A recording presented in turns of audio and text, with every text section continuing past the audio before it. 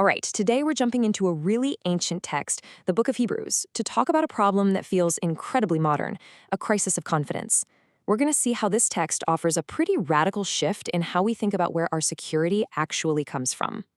So, does this question kind of hit home for you? You know that feeling like you're only as good as your last win, and that one big mistake could just disqualify you? Well, you are definitely not alone. The source material we're digging into today speaks directly to this exact same anxiety. It was actually written to a group of people who were terrified that their own weaknesses and failures were about to ruin everything for them. So, let's get right to the heart of the problem. Section 1 is all about this crisis of confidence, which, as the source argues, really comes from focusing on totally the wrong thing, our own performance. Again and again in the book of Hebrews, you see this phrase, hold fast our confession. Now, the source makes it clear that confession here isn't just about saying something you believe. It really means confidence. It's this urgent plea not to give up, not to lose faith, especially when you feel like you're failing. And this right here, this is the central tension. Our natural default is to base our confidence on our own resume, right? On our skills, our good deeds, our track record of successes. But the source makes a powerful argument. That is a shaky foundation. It says that as long as we're looking at ourselves, our confidence is always, always going to be fragile. Okay, so if we can't base our confidence on ourselves, then what's the alternative? Let's jump into section 2, because this is where the source introduces a really powerful solution, a special kind of advocate it calls a high priest. I know, high priest probably sounds like some ancient, dusty term that's hard to connect with, but the source gives us this fantastic modern way to think about it. Imagine this person as the one who runs interference for you. They're the ultimate go-between, the one who stands in that gap between our human messiness and a perfect God. But, and this is a huge but, the source is very quick to point out that this high priest, Jesus, is completely different from any other. You see, a normal human high priest, he was flawed too. He had his own weaknesses, he even had to make sacrifices for his own sins. Christ, on the other hand, is in a totally different category. He's perfect. He doesn't need a sacrifice for himself. And he was appointed directly by God. Here's the key takeaway. He's not one of us in our fallibility, but he is 100% for us in his role as our advocate. So this brings us to this really fascinating paradox. What is it that makes this high priest so uniquely qualified for the job? Well, section 3 unpacks two qualities that seem like they shouldn't go together, but are absolutely essential. This verse is everything. Just look at the two sides of this coin. On one hand, he can sympathize with our weaknesses. Why? Because he was tempted in every respect just like we are. He gets it. He's been there. He understands the struggle from the inside. But, and this is the game changer, he did it all, yet without sin. And when the source talks about weaknesses, it's not just talking about a few moral slip-ups. No way. The original Greek word for it is incredibly broad. I mean, it covers everything from getting sick to just not having the talent for something to making a bad call.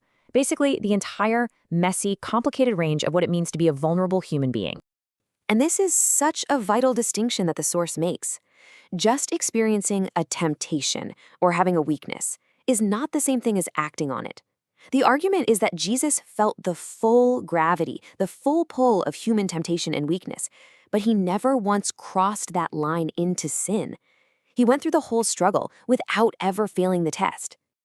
Okay, so all of this has been building up to the main event. Section 4 is where we get to the absolute core idea of this whole explainer, a radical shift away from our performance and toward a promise.